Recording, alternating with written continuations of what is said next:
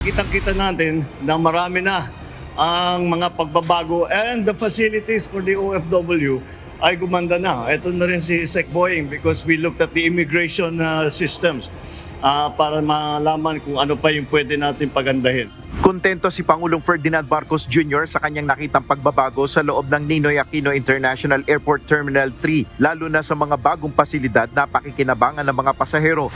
Kanina, nag-inspeksyon ng Pangulo sa NAIA Terminal 3 kasama ang ilang miyembro ng gabinete.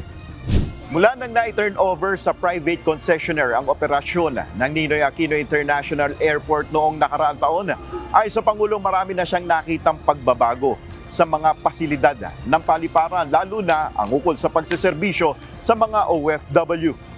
Isa sa mga pinuntahan ng Pangulo ay ang lounge para sa mga overseas Filipino worker. Dinaanan rin niya ang mga nakapilang pasahero sa immigration ng mga palabas ng bansa. Ayon sa chairman ng New NAIA Infra Corporation na si Ramon Ang, marami ng pagbabago sa airport terminal. Nakita niyo ba yung mga tulugan, pahinga ng OFW lounge?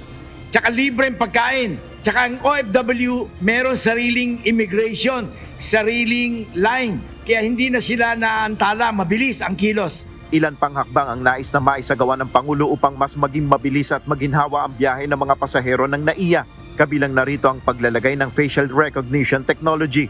We're trying to make life easier for them na mabilis nga, hindi sila hinahanapan ng kung ano-anong ID. DMW is already providing an ID so that it's very easy for them to identify themselves. Makapasok sila sa lounge, maka-avail sila ng services at mabilis ang pagdaan sa kanila. Hindi na hinahanapan ng kung anong certificate, yung QR code, yung ID, etc. etc. Mukha na lang nila, ayun na, ID. Hindi na kailangan bumunot ng passport, hindi na kailangan. Soon, magkakaroon na tayo niyan.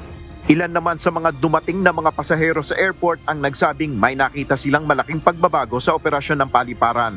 Yung pagpasok ninyo mula immigration, pagkuha ng baggage, hindi ba kayo na-delay? Hindi po, okay naman po. Madali lang naman po. Wala naman pong dami hinihingi. Okay naman, ngayon medyo swabe naman siya ngayon kaysa dati. Lalo sa e-gate, medyo mabilis na siya, tsaka yung bagahe. Yun nga lang, nagka-problema lang yung bagahe ko kasi naputol yung gulong. Nel Maribuhok, UNTV News and Rescue, Diyos ang aming sandigan, serbisyo publiko ang aming pinahalagahan.